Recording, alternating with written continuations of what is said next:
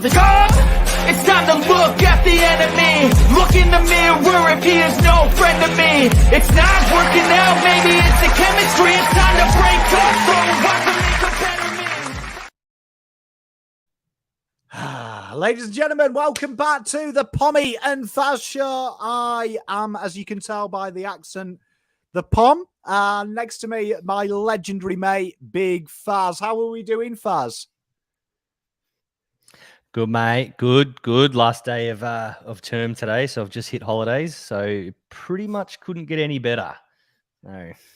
Well, Happy here we are. I days. mean, the life of a teacher. You get to spend your next 2-week holiday with your own kids.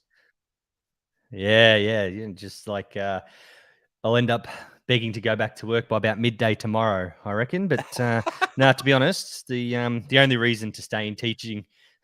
The only reason to stay in teaching is the holidays. So happy days. Well, mate, enjoy your break. The legend that is Paul, Big Clarence, we're doing well. We've got a big show tonight, and I'm going to be controversial for a different reason. I'm not backing the umpires this week, but let's get straight into the Carlton news. Living life every day, late at night, not okay. All I want. And I pray, all I need are some better days. Fuck me. Well, Carlton, GWS, they got away with one, didn't they? It wasn't the most accomplished, polished performance, but Carlton are starting to, just quietly, in my opinion, I think they're the second most improved side this year. They're starting to add a dirty backbone. What did you think of it, Fazz, and what did you think of it, chat?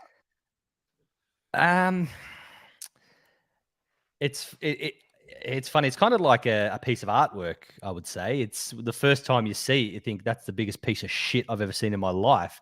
But the longer you look at it and the more you look at it, you think it's actually a masterpiece. And I think that's probably the best way to describe the game against GWS. At the time, I'm like, fuck me.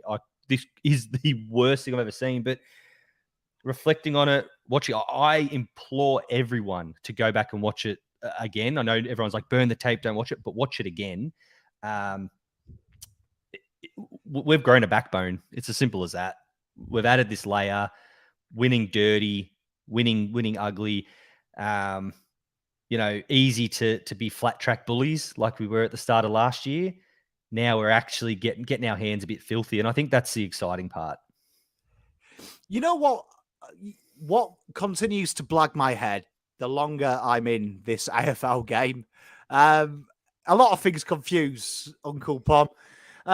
It's genuinely this stigma, and I wanted to talk about this. This stigma about being perfect. And I see it from a lot of sides. Like, it's not just Carlton. I see it. The media actually has a semi-hard-on for absolutely smashing sides. And you know what? Me being me, I look back, right? And I've got a lot of mates in different sports, some of them in a professional capacity. And I got them to do a little game with me, particularly my football and NBA colleagues that I have defined a great side, right? And unanimously, they all said winning close games, winning games that they look like they're going to lose. Grinding was a big thing. And we were chatting about the Bulls. The Bulls did decimate sides, but genuinely as well, they had the ability to come back from 2-0. They had the ability to do what was hard first. And we talked about round ball, Man United. What's the famous thing? Oh, United Fergie time. Arsenal 1-0 to the Arsenal. Do you know what I mean? It's genuinely that ability that what separates good sides from great is their ability to win games when it looked like they weren't going to. And I wanted to go on to this point because the thing that pisses me off the most, and I hate hearing it actually started to... Danger Game used to be my biggest wind-up, right? And where's now? You remember how annoyed I used to get about these? The new wind-up is beating sides by 70. It's starting to piss me off. Right? So I went back, right? Now, I went back and did some historical data. Now, when you're doing data, there's a little game you can play. If you go back far enough, you will find data that suits your your argument. It's so good. So good. I can find a stat that'll prove any argument in the world. However, I thought if you're going to judge Carlton, you can't judge Carlton under Teague. You can't judge Carlton under Bolton because it's irrelevant. Because let's be honest, the game style between both of them was just Audi versions of what was good then. We had no identity. We do now. And I brought this little graph up here. Right now, this is a lot of numbers. So stay with me. Stay with me. But what you'll see is right at the bottom is the AFL average. So the AFL average win in the last 2 years since Mr. Voss has come is a 31-point win. That's the average win, right? So get that into your heads. Now, this is just wins per side. Median is probably the fairest average. They don't use it in the AFL, but the median, as Fazz will tell you, gets rid of anomalies. It gets rid of when you beat a team by 200 versus when you beat a team by 1. Do you know what I mean? It disregards them as a stat because obviously a lot of it happens. But if you look at the core makeup there, it does scream to you that 53 wins in this period have been 11 to 20. Right? 11 to 20 and 0 to 10. That's making up almost 50% of them scores. So you can see there that there is quite a spread, should we say, a spread of scores. But if you actually look, and I want you to look at the far right graph, and the second to right bit, we did a thing called points allocation. So in my work, when I used to be a professional golf coach and you work with top level players, you create points allocations for parts of their game. And what it does is it gives you a fair representation because like in football, like in golf, like in soccer, some players are good at one thing, but not very good at others. But you're looking across the board. So you can see here, if you look at the top, Cats, Swans, Demons, right? Look at their average positions, 2nd and 5th, right? So top teams. And they've done a lot of numbers on clubs. And you find that they've done a lot of numbers of clubs on the 18th, 17th sides. It's not the 14th sides. It's the weak sides. They run over the top. But you look at Carlton and you go down, right down to the halfway. Average position 11th. Right in the middle of all the good teams. Now, 55 to 41 is a good starting point there because that is basically one 41 to 50 win away. So just one 5-goal win gets you them points that are separating them. And look at the teams that Carlton are in with. Dogs, and then you look at the Dogs' average position, 7th. The Pies, they're the same as us, 11th. No one's talking about the Pies not running over sides. But in the last 2 years, Carlton have been more dominant, as you can see. If you look at the 31s to 50s, Carlton have more. Saints, one of the anomalies in this graph, but Port, they won the minor premiership 2 years ago. Tigers, a really good side. Again, separating Carlton, a 31 to 40 point win, separating them. So what I wanted to, that is telling me, and what I want to get through to Carlton fans' heads and the AFL media is, if you're judging us as a top 2 side for the last 2 years, yes, the statistics are saying. But if you go throughout history, no side really started bullying opposition until they won a flag. The Tigers are a great example, 2017. They lost just as many games by plus 40 as they won by plus 40. It's a big, big anomaly that they were inconsistent at defending, but they also were really good offensively. Carlton have gone a different way, and now you're seeing a very rigid game plan defensively. So it's a big thing for me because it annoys me because I look at it this way. If I was playing for Carlton, I'd be mighty pissed off if I was Cripps and I'd been there since you guys were getting stiffed by 90 by GWS to suddenly delivering you wins, and then you're telling me wins aren't good enough, Patrick, mate. Yeah.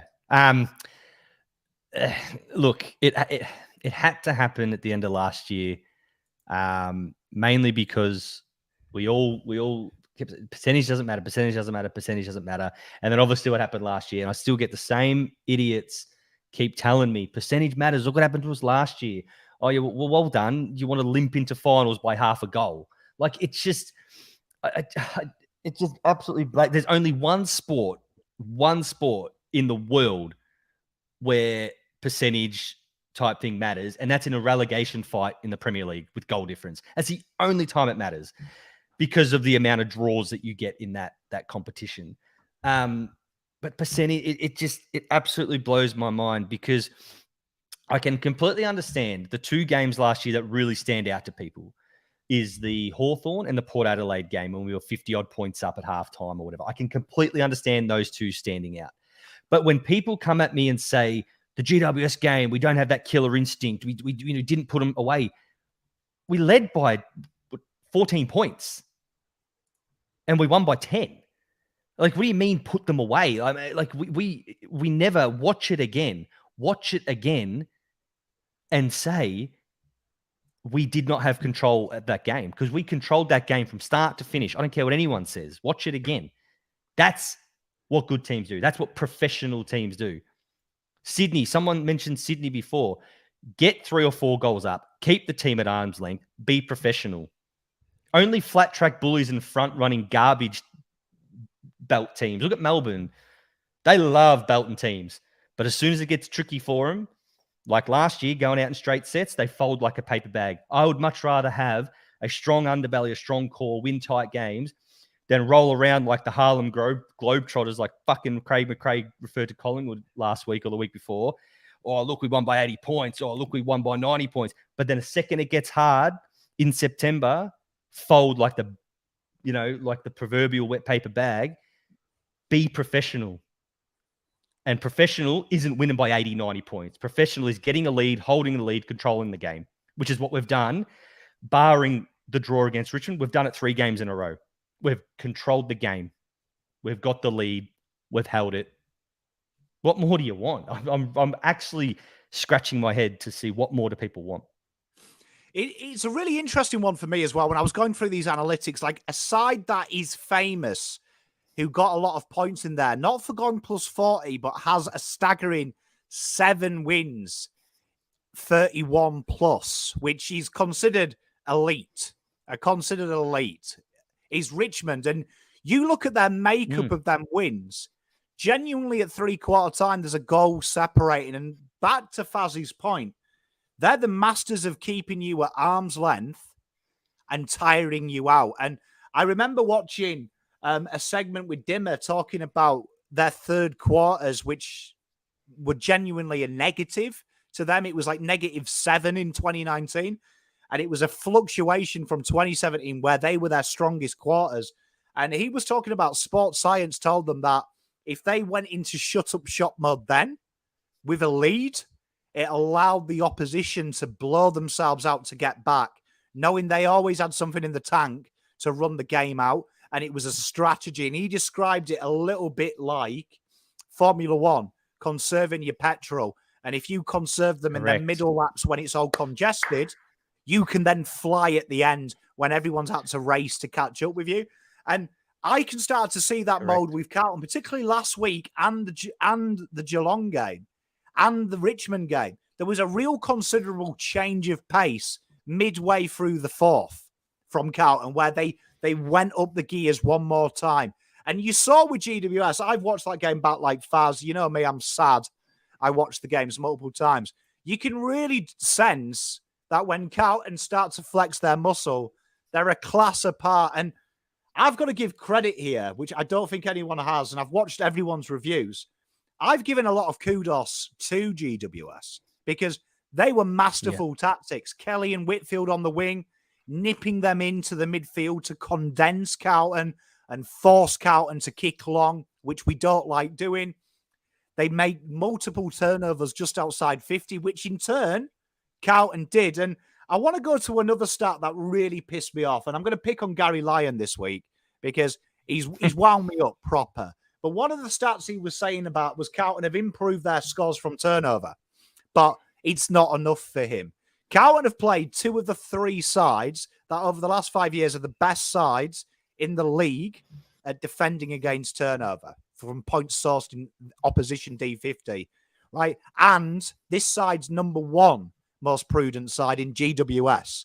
And Carlton, miraculously a 6th on the stats for scores from turnover, playing two of the historical sides in the last 5 years and won this year's best.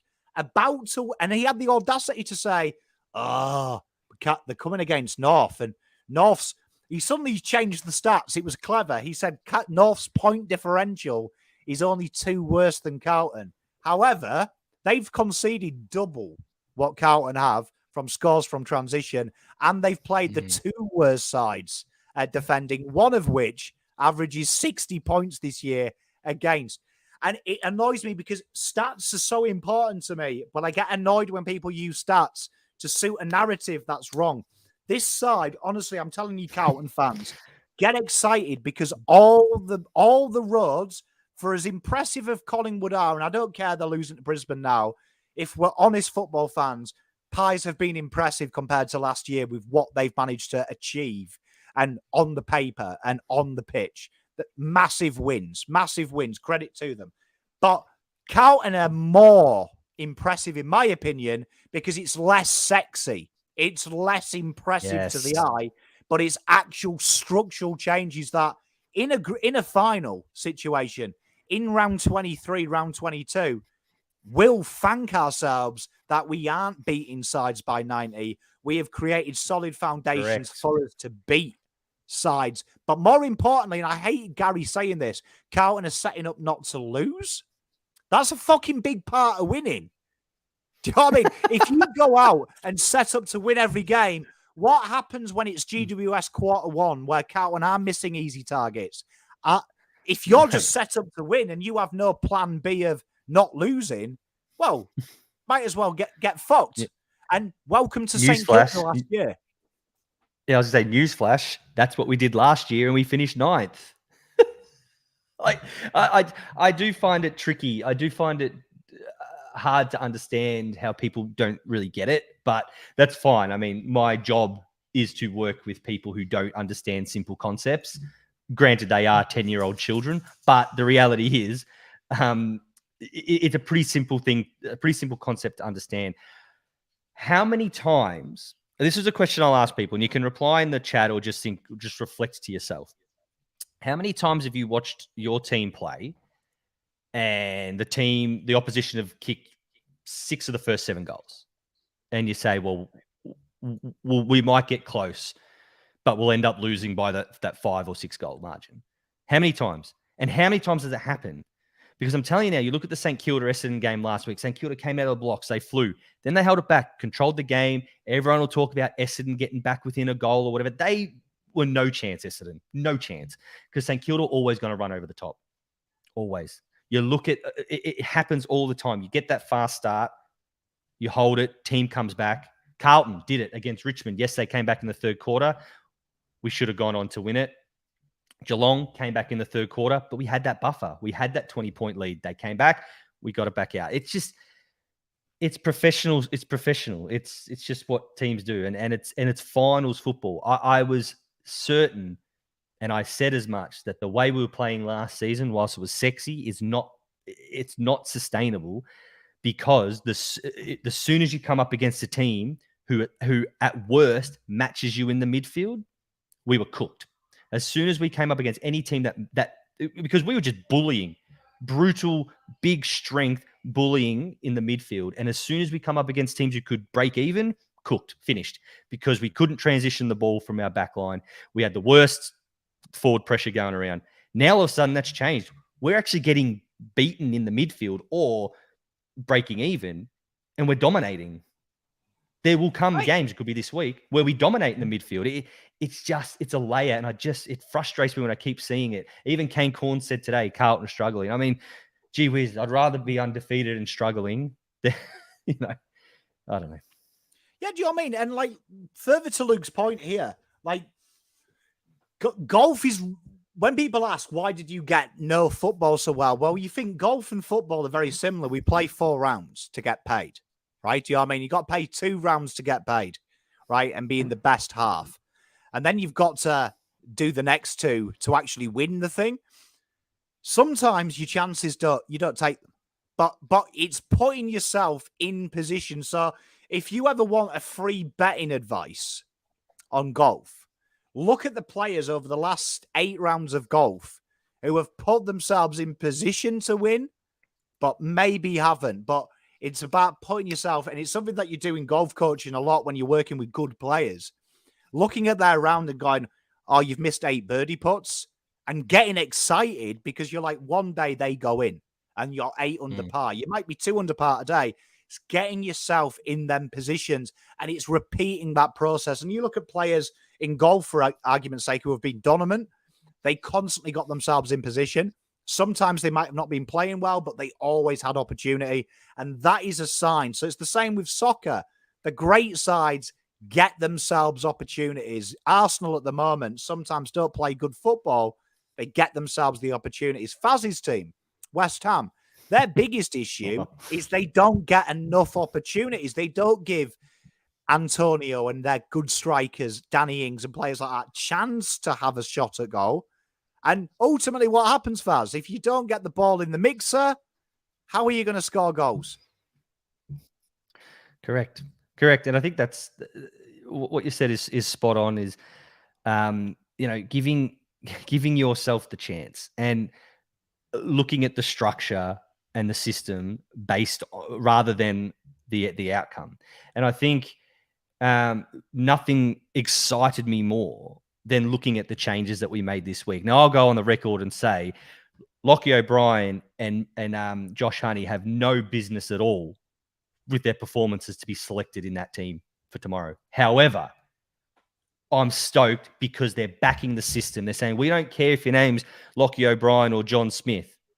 If you play that role in our system, it will work. And that excites me because the obvious option, the easy option, the one everyone was calling for, bring Paddy Dow in and move Ed Kerno to the forward line. Play Jack Carroll on the wing. Bring Kemp in and play him. No, they've gone. It's almost like they've covered the names up and say who plays the position, bang, put him in. And it might work, whatever. But the thing we've got to remember is no team in the history of sport in any game has played perfection from round 1 to the final round. None. There will come a time where everything turns to shit on the day. Could be tomorrow. Could be later on the week. Probably could have been last week. There will be a time where everything just doesn't go your way. Injury. Look at West Coast losing 6 blokes to injury in the third quarter when they're flying home. That's sport, right? But the reality is, if you keep following your system, 1 or 2 slip-ups a year is fine. 3 or 4 slip-ups a year is fine, but you've got to get yourself in those positions. Unfortunately, last year with Carlton, everything went wrong at the wrong time. Going into the last 2 games of the season, no Hewitt, no Kennedy, whatever it was. But we were in a position of holding on. We should have been already in that position of we've already qualified for finals. Let's just roll through it. But our inability to do what we're doing right now, I promise you now, hand on heart, something will go wrong for us this season. It will. There will be a period of time. There will be a patch of games where it goes wrong. But that's fine. That's sport. It's making sure we've got these wins ready to go. So when it does go wrong, it's not catastrophic like it was last season. Mate, you know what? And the big thing for me is, I'm going to be honest with you guys. I've done this for 3 years now. You've all become my friends and family from this. I was saying to my mate the other day, this is the first time ever I'm proud. A proud fan. I was an excitable fan this time last year. And I had a bit of perspective because someone sent me a message the other day. A good friend of mine was like, I've just watched your review of the Doggies win. And he was like, I've never seen you so fucking happy, Pommy.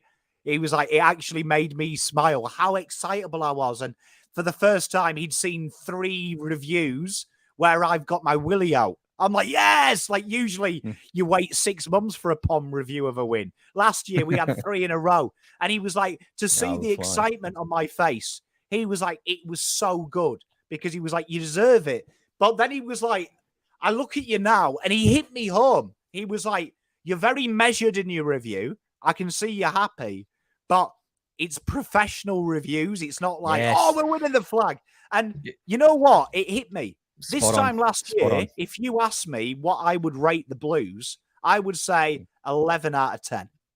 Right now, I'd rate them 6 out of 10, but we're -2 points away. And that inside, excites me because I'm like, fuck, we're winning the same amount of games, but there's still 4 points of skill to come, which that really excites me because I'm like, oh wow. And a perfect example of what you're saying. Last year, when Carlton beat Richmond in the grand final, let's all put our hands up in the grand final in round one. Sorry, let's all put our hand up. We acted like it was a grand final. We got that monkey off the bat, man. I rocked up to work like the biggest dickhead. Fucking Carlton gear. They played the Carlton tune over the end. It was amazing. It was one of my favorite memories, right? And you're rolling in. You're like, how good is this? Because we've never done it. It's almost just like we've just exploded. Now, honestly, I don't smoke, but I tell you what, after the games, it's like, another win, move on. There's no, you're not losing your mind. You're just professional, feet up, cool. That game's over. What's on next? I think that is growth. That's maturity. We'll beat North Melbourne tomorrow. No one should run around acting like just done. Good Friday. Switch. All right. What's for dinner, love? Let's go for it. Do you know what I mean? Mate, like that's what professional teams do. Where, like you said, this time last year, mate, it was beers and, party time. What are we doing on Lygon Street? Yeah. Mate, and it's a big thing. It's a big thing. And, further to Fazzy's point about O'Brien and Honey coming in, I've seen a lot of hate for O'Brien, right? Do you know what I mean? A lot of hate for O'Brien and a lot of hate for Honey. And I want to stick up for Josh Honey because I feel responsible because I remember doing his draft profile and the poor bloke had no draft profile anywhere. Like, I remember it well, and he caught my eye when I saw him live. Small forwards genuinely look dog shit in state level football. A great example is I remember doing teams last year when Motlop debuted, and the big fundamentals were Voss is a moron. What's he doing? Motlop can't even kick goals in VFL, and he's never looked back since he's played. And there's a reason, if you look at what Honey's doing in the VFL, particularly this year where they've given him the Durden role, he's working off the feet of a kid, Harry Lemmy. He's 18 years old, right? He's learning his craft. You actually go back and watch Josh Honey last week. What the fuck is Lemmy doing? Yeah. Honey, but what was pleasing to me watching him is he was where he should be. He was where he should be.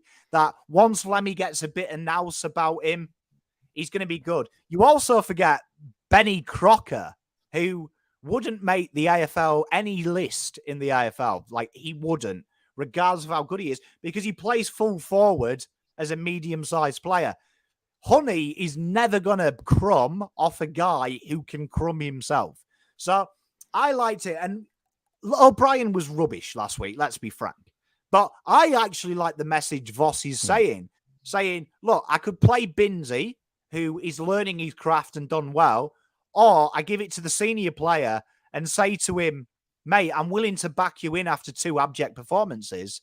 Take your opportunity today. Take your opportunity. And that's strong leadership. And we see it in, Fazz will tell you, in round ball, how many players are shithouse that once that manager gives them a show of faith and says, one more game, when the press have dropped him, the fans have dropped him, and then he comes out and has a blinder, that's good man management. That's faith.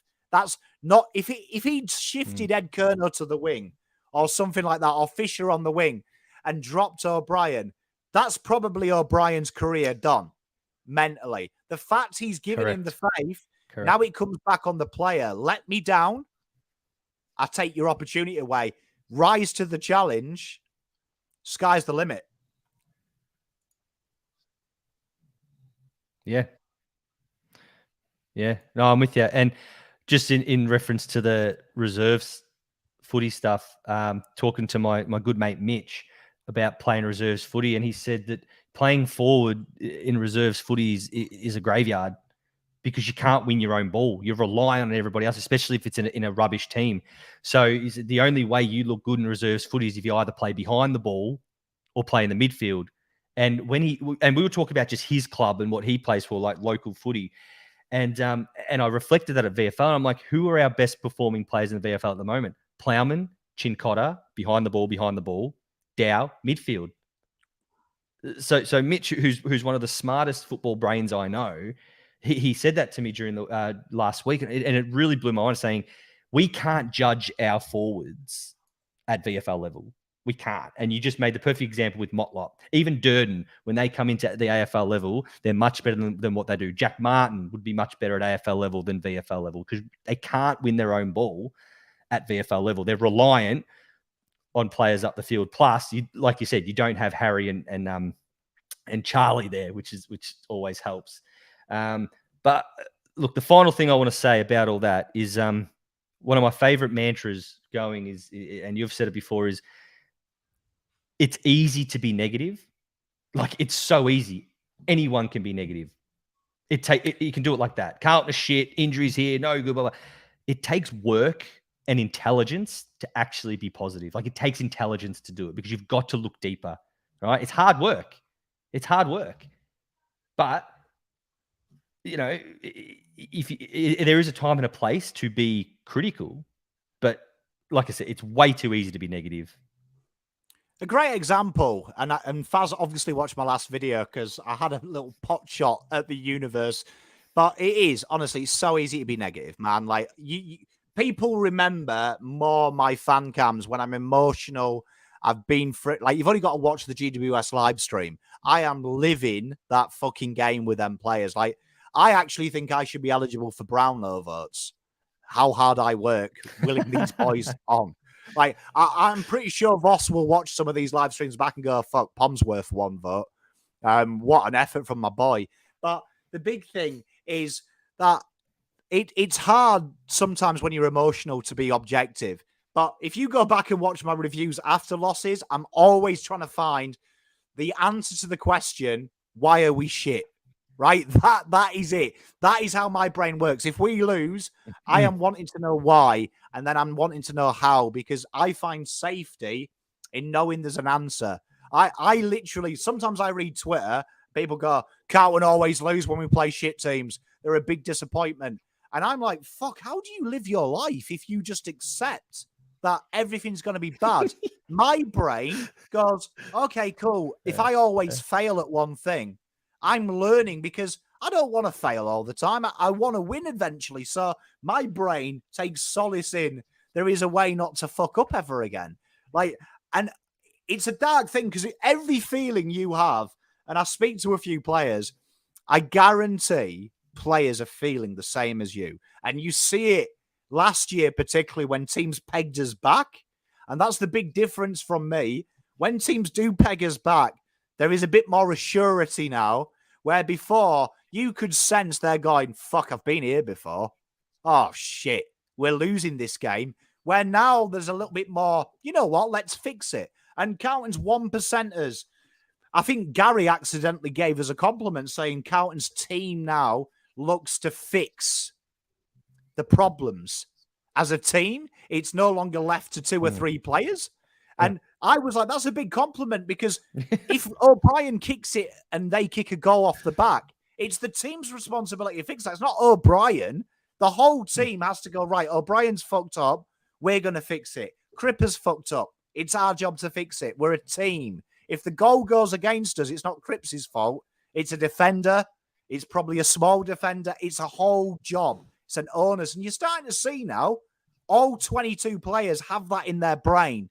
It's my job. And the examples are Ollie Hollands taking that contact from Whitfield. It's not a winger's job to do that, but it is a winger's job when it is his ball to win. Like Ollie Hollands, Voss won't want Ollie Hollands doing that, but Voss will want fucking Ollie Hollands to do it if the ball lands in his area, and he's got to do it. And that is a positive that these players are going beyond their jobs.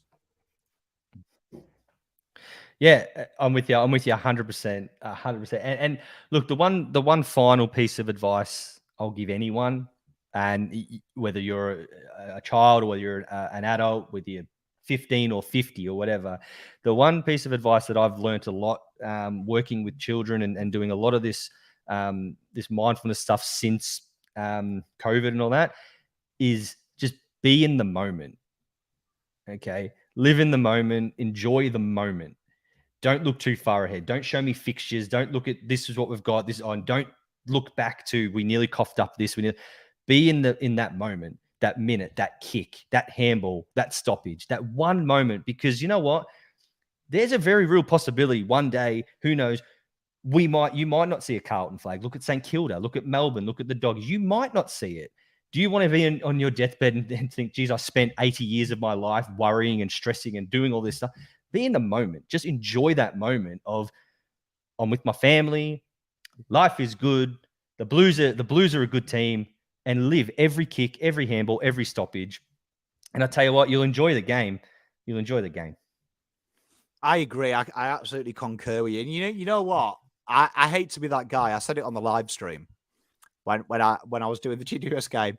It was tense, but you know what? It was fucking awesome. Like there's something wrong with me. I look back at the round 23 game and I remember how disappointing it was and the round 22 game.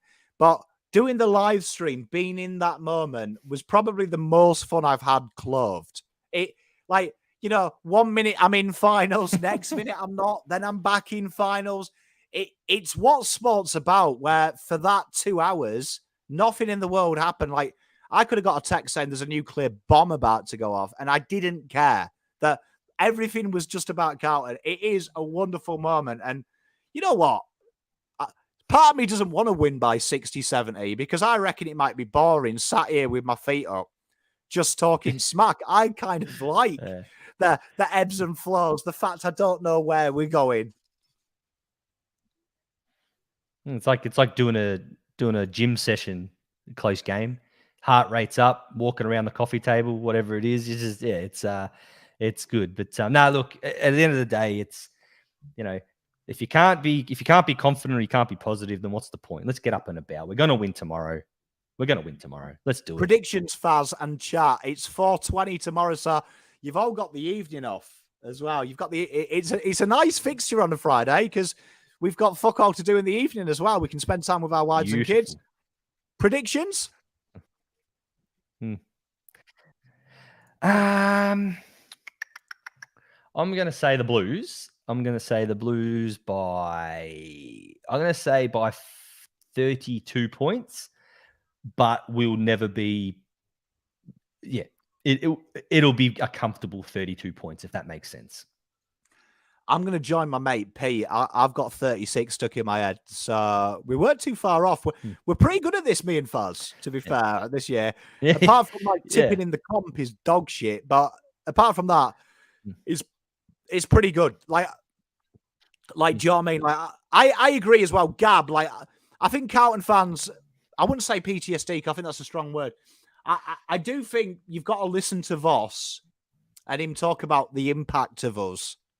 And I agree with Fazz. Sometimes you've just got to put your own self-doubt away and give it a little bit of confidence. But I think, like Fazz, tomorrow we're going to have a nice professional performance. Cripps isn't going to break a sweat.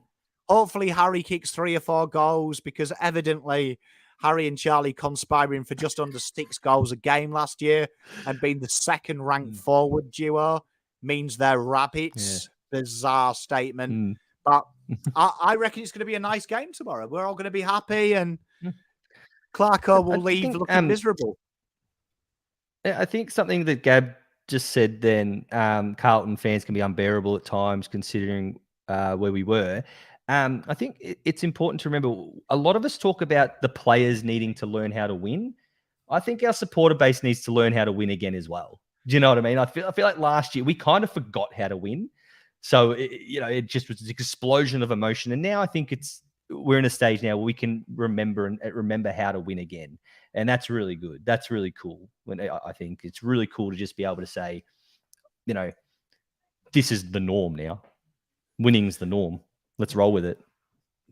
James, you spot, mate. Honestly, the thing about negativity is it looks good, because I think that society, without going posh, I think nowadays society would rather see people fail.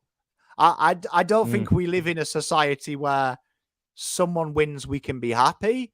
Where, I don't know, maybe I'm cooked. I just enjoy seeing people, like, I enjoy seeing things go well. I'm ever the believer. You've got to believe. But I've got something exciting for us, a bit different in AFL news. But I fixed the AFL. I fixed grassroots footy. It's a game changer. Stay tuned. Yeah. Please tell me that I can't, that I won't, that I fail, that I'll never make it out, yeah. Please tell me all the bad, never good, fill my head full of every single doubt, yeah. Please say any negative thoughts, I'll pop off when I... Right, ladies and gentlemen, be prepared to have your socks blown off because I am, this is going to be my official lobbying to be the new CEO of the AFL, right? And I think I've done it, right? So I've done a lot of research in this because I'm a bit of a nerd, right? So did you know that there is 1,430 sides registered as semi-pro or established football teams around the country? So I didn't know that. I thought that was quite a fucking lot. I nearly fell over, right? So, Fazz, are you there? I don't know if we've lost Fazz, but I have an idea. While we wait for Fazz to come back, there's 1,430 teams. I am proposing this wonderful little structure, and I'm going to call it the Neil Danaher Trophy, right? So we get these teams, apart from the AFL and the state league side. So that's from WA and things like that. I'll wait for Fazz to rejoin. We give them a qualification campaign, which is based on all their state leagues, which then brings them down that they play each other in a little knockout competition, whittling it down to, wait for it, the 59 state league teams and the 18 AFL teams, which leaves us with 69 and the remaining 128 sides. And we start playing an FA Cup style, league-wide, statewide AFL competition. Now, of them state league sides, I've removed all 18 reserves. All right. So teams could play their reserves against Werribee and things like that. But in theory, all the state leagues get to put one team who wins the premiership into a big hat. They all get drawn out. We'll do it state by statewide, leaving 128 teams that include the state league sides and the AFL sides. And we create the Danaher Trophy that goes on throughout the year. And we bring the FA Cup to the AFL. Thoughts, I like Fazz? it. I actually like it. No, I like it. I've thought about something like this for not, I wouldn't say a while, but I thought it'd be pretty cool to see, pretty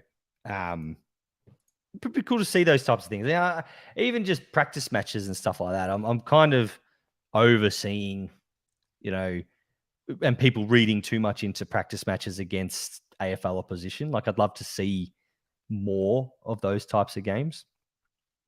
Yeah, so like I say, so it would be 69 teams from around the country, right? Would participate in this. Now, you can base that off looking at how some of their fixtures work, particularly their like dodgy leagues and the smaller leagues, like the Central League, that's got like 6 teams. What you do there is you create the winners of each league go into it.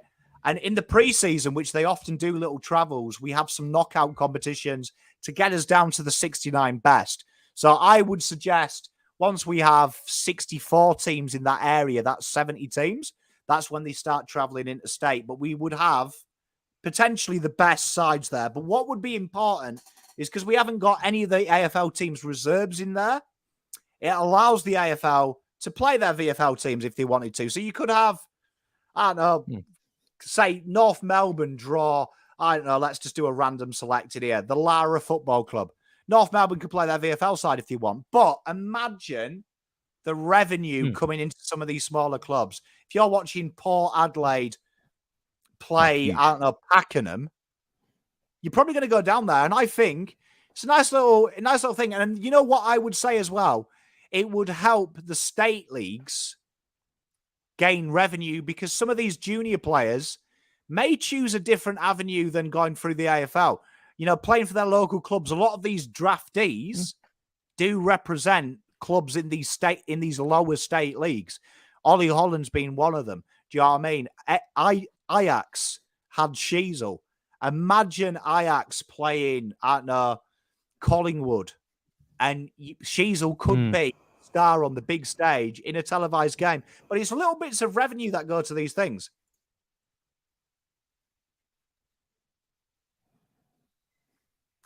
Good point, Ollie. Good point. I'd imagine, though, that, you know, that if that happens, it's the same with FA Cup. You get League Two versus Premier League, guys with a chip on the shoulder. I'd imagine it would still work out the same, that people would be wanting to represent and play. I don't think these are professional outfits, semi-pro outfits. It's not going to be like, you know, your weekend bush league. It's going to be the professional teams in statewide competitions.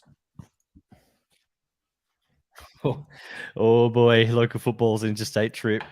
Sign me up. Can you imagine it? Mate, I was just thinking of it the other day, like, imagine how much revenue that brings. Like, do you know what I mean? Like, I like this from how I didn't know that, but like little things like that, I just think, especially when I look at all the Tasmanian state leagues and the Tiwi Islands and teams like that in the Northern Territories, it would really showcase the game. And I actually think it would open up the draft a little bit, because I think, and I know for facts, speaking to some AFL scouts, genuinely a lot of AFL scouts are working for 3 or 4 clubs as well. They're filing reports that are open fodder. I think being able to see some of these players up close, particularly, I always joke about Tasmanian players being easy to find in the draft because no one cares about them. This would put them on the map a bit, but also be a good feeder. Can you imagine Devonport Magpies, like Jason's saying, playing one of these sides? It's showcasing the game in Tasmania as well. And I don't think it would be huge on the fixture congestion. No, it wouldn't be, because you could do it. You could manage it in a way. It could even be like a pre-season fixture if you wanted. But I love the idea, and I think if there's my one criticism of AFL football at the moment is not enough players are getting drafted, and not just 18-year-olds. Not enough senior players are getting drafted. There are so many of them out there that should still be playing at some way, shape, or form. But everyone's got this birth certificate bias at the moment, getting 18-year-olds in. But I think competitions like that would put them all on the map for sure. Yeah, do you know what I mean? Like, I mean, I also floated the idea, but I was a bit scared to say it on a public forum. But I'd love to see a 2-league system as well. 15 sides from make up AFL 1, and then we have an AFL 2. And that would then, to back Fazz's point up, create multiple drafts. So the AFL 1 get the priority access, but then the players left over round 3 get more players. And I think it creates more opportunity for drafting. We know the money that's in AFL. I think if it's spread over that, it creates sponsorship avenues. Because at the moment, you look at your Werribee Football Club, which is just down the road from me. The highest they can go is the VFL, and they were pretty talented last year. Werribee on and off. I think it creates avenues for other players and other teams. I'm with you. And I think it would also reduce the harshness in which teams rebuild. If you threatened Hawthorn with, possibly dropping out of certain competitions or division, would they have cut that many players? I don't know. That's a question for the philosophers. But I do think Gavin hit the nail on the head. People down our way don't really like change. Just so scared of progression or anything being different. I just think that, for me, the way I look at it, and just sitting on the outside in, I think the game is so beautiful here. But like Amy relegation, Fazz, your team is in a relegation battle. I hate to bring it up, but love it. Yeah. How excited that is, almost as exciting as a title race for you. 100%, 100%. I will be honest, using West Ham, those of you who don't follow. So the last 2 seasons for West Ham playing European football, finishing top 7 has been exciting. But I'm telling you now, the previous 8 seasons, there'd be games where I'd be like, am I going to get up to watch that? Nah, because there's nothing on the line because you're finishing 10th, 9th and 10th the whole year round. Not that I want to be in a relegation battle, but mate, there you are riding every single touch, every single goal. We beat Southampton 1-0 the other day. And again, celebrating like you won a grand final or a trophy because you're just out of the relegation zone. And the teams, I look at, Arsenal, very excited about, they're obviously top of the table and that. But unless you've actually been in a relegation battle, when if Arsenal don't win the title this year, it doesn't matter. Who cares? Whatever. They'll roll on. They'll go again next season. You get relegated, your club could actually die. You might never be seen again. I'm telling you now, there is much more stress and pain on a relegation battle than any title race. I don't care what anyone says. So that's the excitement. I think if you had the relegation, at the moment we're playing for pick 1. So this year kind of is exciting, but the prize is kind of flipped. I remember the Matty Cruiser Cup and everyone was excited about it. But my brain was telling me this is kind of screwed because in my game, when you're this shit, the winner is celebrating the prize, not, if you actually lose, you get pick 1. Where if you have this like relegation, do you know what I mean? That then adds that tier to that thing, doesn't it? That if you were saying pick 1 in the AFL draft went to the promoted side in AFL 2, do you know what I mean? So that would be huge, wouldn't it? That would be huge for the play for. Then, do you know what I mean? That is massive for that side because they're going to come into the big comp knowing they get the best by doing well in a tier below. But then the prolongs careers. Mate, how good would it be? Prolongs careers, mate. Because you see teams who get relegated from the Premier League and get promoted and all that stuff. You keep blokes around for experience.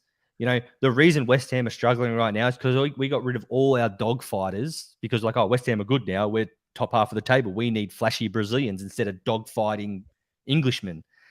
That's what you keep. You keep it. A bloke like, I'll just throw out Ed Kerno, for example. Mate, you'd love him in a relegation scrap, wouldn't you? You'd love him if you have, or if you've just been newly promoted. You'd love him to come into your team and stuff like that. Like I said, Hawthorn wouldn't have cut nearly as deep. Mate, so, anyway, mate, I agree. I think again, it would one for the philosophers. Mate, and then that's when you add the mid-season trade period. Because, do you know what I mean? That's when teams like, maybe in AFL 2 start looking ahead to AFL 1 and maybe look at trading Carlton who are fighting for the top 4, a player who's young and youthful for maybe an Ed Kerno and a pick, to be like, well, we can help you out with youth. You don't quite need it, but we'd love Ed to get us into your league. Do you know what I mean? The experience, the muscle, just creates them avenues. And like you say, there's a lot of players that go by the wayside. Fogarty would be a great example that if you maybe want a fighter and a battler like that, players that kind of retire too early. It'd be interesting, Gary Ablett, he's gone and played for Palmerston Magpies and stuff like that. Wouldn't it be exciting? Gary Ablett coming out of retirement to play for a Northern Territories team. Like, imagine that. Do you know what I mean? The excitement and the generation of that. I just think it would be really exciting. Do you know what I mean? Paddy Dow. Do you know what I mean? Imagine I don't know, let's just say the AFL 2's got Claremont in it. Claremont go, let's take a punt on him. Well, and Gavin, the one thing that prefaces that is you keep the salary cap. By keeping the salary cap, that doesn't happen. Yeah. That's why the Premier League's fucked. But that keeping the salary cap, that wouldn't happen. And do you know what I mean? All the state leagues run salary cap position that has money distributed through its networks. We're talking about network distribution 6 leagues. Do you know what I mean? So the top league in WA is subsidized. The top league in South Australia. And I'd make it Australian wide, an actual national comp where we're piling the pool in. And I think it would make it interesting that you maybe would get an avenue where these 18-year-old kids do what we see in NBA. Do Do you know what I mean? Where Mm. they're not going through the traditional college system. They're saying, well, tell you what, like a Jason Horne-Francis and a Nick Dacos, who were bigger bodied, may start saying, well, you know what, let's go and play in AFL 3 and let's play for a side, showcase my talent here in the spotlight. Yeah, no, yeah, you don't have to convince me twice, mate. You don't have to. Fix I'm the all AFL. aboard. Yeah, do you know what I mean? I've brought a bit I love of it. bit of my round ball into the AFL and made a super competition.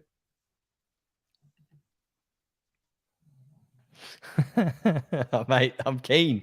I'm keen. When do we start? Hey, let's tell you what. I'll replace Gil. I can start Monday. Do you know what I mean? Tuesday because of the Easter weekend. I'll enact it. I'll enact it this year. But Fazz, what's on your mind, Fazz? And chat. We've got 5 minutes left. Let me know what's on your minds. So, on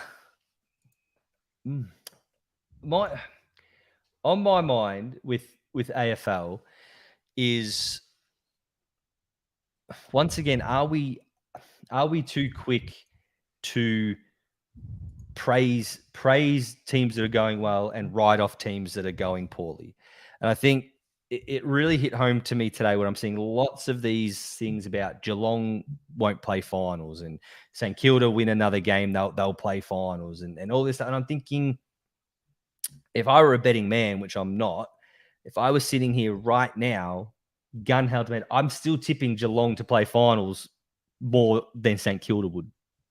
But, you know, I just, again, it's that negativity side. I don't know. It's jumping at shadows. I know they've got to sell content, but it's just, to me, this week more than ever, it was really obvious about these conversations in regards to teams already being written off. It's like people are forgetting there is an extra game this year as well. You know, everyone's playing 23 rather than 22. So I don't know. I'd actually tried to avoid a lot of media this week because it really bugged me looking at all that stuff, especially with the fact, sorry to ramble on a bit, especially with the fact that Carlton are undefeated and yet it was still just like, we're not good enough. I don't know. It's just been a bizarre week. I agree. And like Gav's spot on. They've still got 9 games at home. I think the big thing for me is I did a wonderful interview today with Anna, who's a Geelong fan. That'll be released tomorrow. And like her whole mentality isn't doom and gloom. Do you know what I mean? Like she hit the nail on the head saying that. I asked her the question about, is it hard when you've got the target on your back all of a sudden? Like you've been chasing the target for 4 or 5 years. You now own it. The culture shift changes because last year, everyone was raving about Geelong. Do you know what I mean? But at the start, this time last year, Geelong were 2 and 3. And everyone was like, oh, they're too old. They blitzed the competition. Now they're trying to say, oh, it's game over. Do you know what I mean? But you know, and I know as well, as much as I'd love to laugh and see Geelong 10th, they're going to finish in the 6th. Do you know what I mean? They're too good. They're too drilled. Big changes, Selwood. Everyone knows when a captain leaves after a long time, if they're successful, there's an interim period. He's a tough man to replace, Joel Selwood. Do you know what I mean? Tough, 100%, tough man. 100%. Tough. The one thing I'll add is I said before about Carlton supporters, we need to learn how to win again. Looking at social media this week, message to Geelong fans as well. You need to learn how to lose. You need to learn how to lose and lose graciously and humbly. I mean, I saw people posting, this is the worst I've ever felt in my life. This is horrible. I'm so done with this club. They're done. You know, I'm at my wit's end. I'm like, you fucking won a flag 6 months ago. Like, sorry if my heart doesn't bleed for you because you're 0-3. You know what I mean? Like, you won a flag 6 months ago. So Geelong supporters out there, if you're listening, learn to lose. It's okay to lose. You won the flag. Don't be a twat just because you're 0-3. And you know what I would say to counter that as well, and I actually think Geelong have been harshly done by, because I know Collingwood are losing now, and of course, but I'll say this, right? Based on this year, Brisbane have been absolutely dog shit. Like, are absolutely horrendous. Like, they have no right to be winning this game, and they're winning at the Gabba, which they beat Melbourne injured at the Gabba. But my big thing is, look at Geelong, who they've lost to.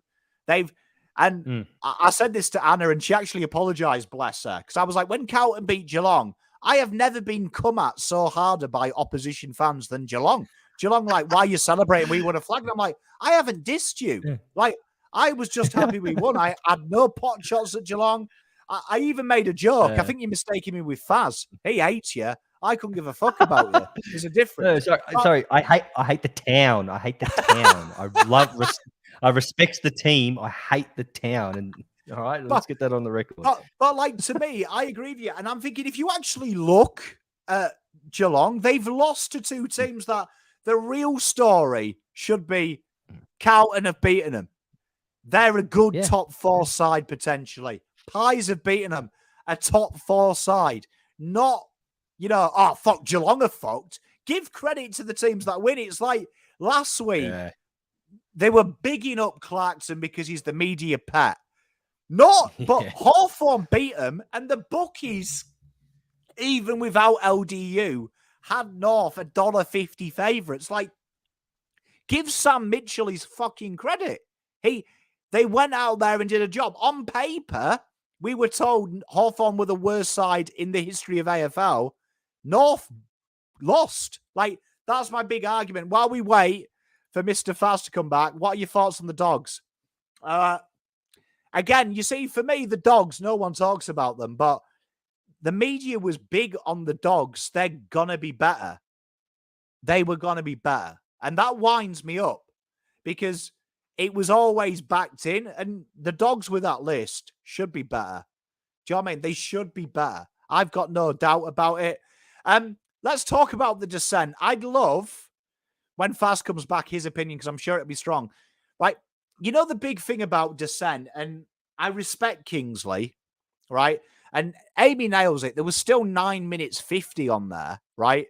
Carlton was still leading. So a lot of time in the game. There's a lot of time in the game, but I'm going to put my neck on the line here. I mentioned this the entire game, right? Fazz is back, so he can get involved in this conversation. I mentioned this the entire game. There is a great clip that some GWS guys made of me when I said, shut the fuck up, Whitfield, you Montgomery Burns-looking motherfucker. And that was in 7 minutes of the first. GWS were complaining about every decision. Now, at halftime, I said, in football, we're allowed to swear at the ref in my country and have a bit of back and forth. It's kind of normal. But then there's a point that the ref usually turns to your team captain and says, that's enough. That's enough now, gentlemen. Let me get on with my job. And the next time anyone complains, there's a yellow card or a red. And usually they fuck your ass when it's something like a dubious tackle in the penalty area. The ref makes a controversial call. That's how he pays you back. My big criticism of GWS is they were blatantly complaining every decision throughout that game. And I think the Descent, I don't agree with it at all. Hear me out. I don't agree with it. I think umpires in this country are far too protected. Far too protected. And there needs to be some professional respect that you are going to say, piss off, umps. What you want about umps? I think if you remove that conversation, it's going to be a dictatorship. But I am sure if GWS go back and watch the tape, GWS were complaining every fucking call at times. And Cornelio, I disagree with Kingsley. He may be an honest footballer, but he was the worst in that game because there was a free kick in the first stoppage and Cornelio was like that straight away. So I just reckon it was a combination. And I agree with the ums. They probably did get the warning. They didn't eat it. Definitely. No, I agree. I agree. Watch it back. Like I said, I've watched it back again. And if you specifically look out for that, it's exactly what they were doing. It's exactly what they were doing. So, you're right. It's not a good look, but at the end of the day, just get on with it. Get on with it. Like, the way to fix this, and I said it at the time, is in rugby, we can hear every conversation they have with the captains. And I am a firm believer the AFL should remove the dissent rule and have only the captain can speak to the umpire, right? And that's when they do the time off, and you actually hear the conversation as a fan, as a stadium.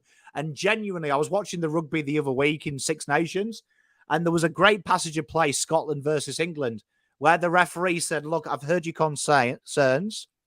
I'm telling you now, no more questions. This is the rules. You know it. This is my interpretation of it. This is what I'm looking for. Go and explain that to your team. If I hear any more complaints about how the scrum is, be a free kick to Scotland. And I was like, that is brilliant, because as a player and as a fan, we now know what the ref has said. We know that if England complain again, the ref has been fair. He said, I've heard your concerns, but this is what I'm looking for. These are my rules, right? And I want to hear no more explanation. I'm not explaining it to you again. I was like, if we had that in GWS game, second quarter, the umpire might have said to Cornelia, sick of you waving your arms, Cog. Next time, it's a free kick. Yeah. Look, I mean, I know what you're saying in regards to the rugby and the captain. I'm not sure that would work so much in AFL, given the high rotations, and some teams have their captains in their back line, and if the ball's at the other, so a bit of, maybe it's, I don't know, a bit messy in that regards. But I do agree. I think the umpires do need to take a little bit more ownership on it as well, and just say enough's enough, even at the quarter time or whatever, or a goal's been kicked, and then call the captain over. Say, Cripper, come here, right? Hey, just let you know, you got to tell Harry to shut the fuck up. You got to tell him to shut up, and stop diving like a 2-year-old. That's why he's not getting the free kicks or whatever it is. I think there needs to be a bit more of that. Instead of the players throwing their arms out, the umpire say, tell them to stop. Because it happens in our sport. In the round ball in our sport, it happened all the time. How many referees kept telling me, Fazz, stop getting his back. Fazz, you clip him on the ankle one more time. That's it. So I knew I had six ankle clips in me. The seventh one, I knew I'd get carded. You see, Fazz will love me for this, right? And I actually think sport in Australia, particularly with your umpires and refs in A-League as well, is kind of going like society. So Fazz is going to love this analogy. I always think the captain of the club is the mum or the dad, right? The mum or the dad, right? He's really the one. As a player, when I was in soccer, I'd listen to my captain over the ref. If the ref told me, Dan, stop doing this, I'd be like, fuck off, mate. If my captain, though, said, Dan, I need you to stop doing this, the ref has asked me to, and if it does, we're going to be punished as a side, I'd be like, okay, Skip, mate, you're the boss. I'll listen to you, right? I think society is kind of going like the umpire or the ref is the teacher. He's just got to keep them in control because he's following rules. And if you're asking the teacher to discipline your children, you've lost control at home. If Cornelia was the captain, can't turn to Whitfield and say, Whitfield, will you shut the fuck up, mate? Because if you do it again, they're going to pay frees that aren't there. And he hasn't got respect for his captain, their club's fucked. If Cripper's turning to someone and saying, I need you to stop doing this, regardless if they agree with him, it should be, okay, fine, I'll do it for the rest of the game. And I worry 100%. that that's how society's going as well, that we're saying the umpire's job is to control the professionalism of the players, where I would rather Razor Ray go to Cripps and say, look, it's happened 3 times now, no issue, but it will be again. Can you have a word with Charlie Kerner? Tell him to stop telling me how to umpire the game. And Cripps should go over to him and say, look, Charlie, umpires asked me to tell you to stop. Need you to stop, mate. He's going to punish the team. Charlie should stop. If not, pay the free kick, but give the captain a chance to discipline his boys.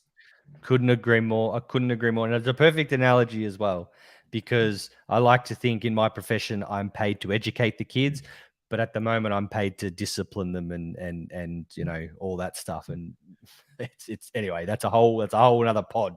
But I will say this, that I think there's something really in that, that the opportunity for the umpire to go to the captain, and Cornelio is the captain of GWS, mind you, and he still did it. So the umpire should have, if he did or didn't, whatever, And I think that bugs me a little bit when the AFL have come out and said it was an accumulation. Well, I'm sorry. Then I actually feel a bit bad for Cornelio, because if they've come out and said that after the game, why the fuck didn't they do anything about it before it got to that stage? You know what I mean? Why didn't they tell him? It just makes no sense to me. Well, you Like, see, they to should me, have told I him. read it this way, that I hope the umpire did say, Stephen, mate, respect you, but too much of this, mate. Let me do my job. Yeah. You do your job, right? And I reckon that conversation was hard, and I think Kingsley's backing his man. But I can't imagine the AFL have released a statement like that and Stephen didn't know. Like, yeah, well, that's what I mean. And hopefully it did get had. And hopefully, because at the end of the day, like, we've all played sport before, and you think, you know, different umpires, different refs, whatever it is. I mean, I've had referees before that, mate, it didn't matter what I did. If I even chested a guy, free kick. I couldn't even, like, it was a non-contact sport. And then I've had referees where, you know, I've tackled from behind, I've done everything. It's play on, whatever, got the ball. So you need to know what you can get away with. And you learn that at the start of the game. Oh, I know what I can get away with this bloke, until the ref says something. So I would sincerely hope, for the professionalism of our sport and our umpires, that conversation was had. And if it was had, then I don't feel sorry for Cornelio. Then you've made your bed, mate, and you're a fucking idiot, and you've let your team down. But if it hadn't been had, then I can kind of, we'll never know. I've got to say, as a foreigner, your ref's a cook, though, because I once got a yellow card, right, for asking the ref, is he left-footed or right-footed? And because I gave away a free kick because I was turning my body to play on my right, and I was trying to explain to him I have no left foot. And my response to him was, are you left-footed or right-footed? And he gave me yellow cards. And I'm like, fucking hell, it's not a personal question, mate. I'm asking you a question. But we'll end with this one, because I agree. Paul, to answer your question, actually, the footage of him bollocking his midfield at quarter time, yes, turned me on. Like, more Crips bollocking players. But this here backs my point, right? Backs my point. And Gav, I was blocked last year by John Ralph for questioning his stats, because he used the same stat to criticize Carlton, and then he was praising it. But this is my point. I think the respect is going because they're trying to interfere with the discipline of players. And I think now you've got 4 chefs. When it was 1, I think it was okay. When it was 1, you know who you're dealing with. I've seen it in football as well. Now, linesmen. I remember playing football 10, 15 years ago when the linesmen started to be called assistant referees, where before they were just idiots with a flag. At semi-pro level, they started to give them that responsibility where they could ping you for swearing, where back in the day, you could say to the linesman, oh, piss off, you idiot. And he had no say. Like, if he went to the ref, you could say to the ref and say, no, I didn't. And it was like, oh, well, I didn't hear it. And that was his response. I didn't hear it. If I catch you saying that, though, it's a yellow card. And you're like, okay, ref. And then you just, like, maybe do the old wanker sign to the linesman. You know, like a petulant kid going, you've got no power here. Once they started having more power, it became a lot harder, because it was like, I'm like a child here. I can't have a bit of a tantrum away from the ref, which sometimes you say things about the ref under your breath to let it out, right? It's not been horrible, but you don't agree with it. And you maybe wouldn't say to him, you're a wanker, but you'll say it in the touchline, go, God, he's doing my head in, what a dickhead. But then when the linesman is now in charge of you and he's going back, and you see it in football all the time, him calling him over going, oh, he said this. That's where the respect needs to come from. And it works both ways. An umpire can gain respect from his players by being fair. And sometimes the best refs are the guys, believe it or not, as a guy that got carded a lot, were the ones who give me respect and say, look, I enjoyed your swearing, right? I've enjoyed the colourful language, but give me the respect and I'll give you the respect. No more, okay? No more. But we can have a conversation if you want. Don't swear at me. And you'd give them the respect because you were like, okay, he's going to listen to me. And they never do. But that respect, and that's the umpire's onus to say to Cornelio, Stephen, I understand you're upset. We can have a beer at the end of the game and discuss it. But for now, let's play the game, yeah? And this is what I'm looking for. This is what I expect from you. Mate, I'm still in awe of your analogy with teaching, because everything you just said, replace referee umpire with the word teacher. And that is the battle I fight every single day, because the power is just, I tell the kids, anyway, that's a whole nother pod, but that is the exact analogy of you're spot on. I might roll with that when we're back at school in 2 weeks' time. I might mate, I'm saying, mate, you know what pisses me off as a parent, just to digress, is when teachers start parenting my kids. And you'd love me, you'd love to be my kid's teacher, because I will criticize my teacher because saying it's my job. Like, your job is to teach them to read and write. My job is to make sure I iron out their societal flaws, right? Yeah. So, like, do you know what I mean?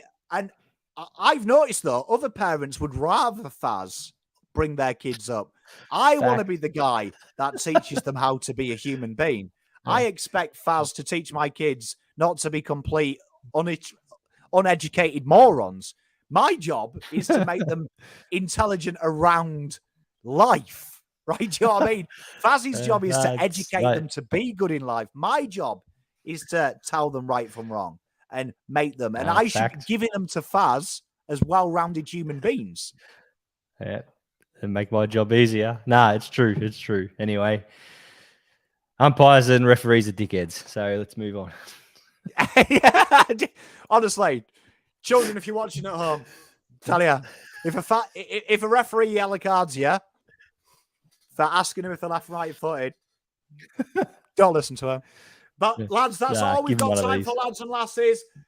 We love you to pieces. We'll be back next week to digest a 58-point mauling of North, and we might sit down and have a cigar and be like, how good does it feel? But until then, make sure you come and see me tomorrow morning.